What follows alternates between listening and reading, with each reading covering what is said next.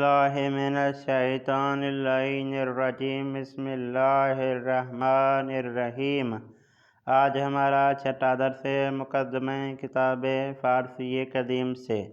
آج کے درس کا پہلا لفظ بستنی۔ بستنی یعنی آئس کریم، بستنی یعنی آئس کریم۔ اس کے بعد لفظ بلبل، یہ فارسی اور اردو میں ایک ہے۔ اس کے بعد لفظ سیب، سیب یعنی سیب۔ یاد رہے فقط تلفظ کا فرق ہے، فارسی میں سیب کہتے ہیں اور اردو میں سیب کہتے ہیں۔ اس کے بعد ہے کتاب، کتاب اردو اور فارسی میں ایک ہے۔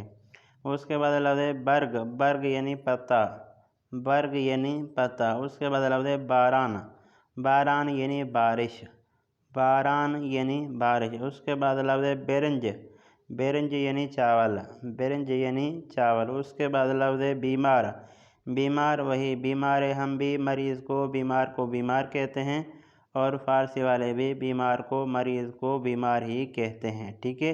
بیمار کہیں یا مریض کہیں بات ایک ہی ہے۔ اس کے بعد لفظ بخاری، بخاری وہی بخاری ہے، یاد رہے یہ بخاری ایران میں پائی جاتی ہے کیونکہ ایران میں زیادہ سردیاں ہوتی ہیں۔ یہ ہیٹر کا کام کرتی ہے، اس میں آگ ہوتی ہے جو گیس کے ذریعے سے جلتی ہے، یہ پورے کمرے کو جو ہے وہ گرم کرتی ہے، یہ فقط ایران میں ہوتی ہے۔ ممکن ہے کسی اور ملک میں بھی ہو لیکن زیادہ تر یہ ایران میں پائی جاتی ہے۔ اس کے بعد لفظ بوک، بوک یعنی ہارون، بوک یعنی ہارون۔ اس کے بعد لفظ بستنی، یہ جو اوپر گزر چکا ہے، بستنی یعنی آئس کریم۔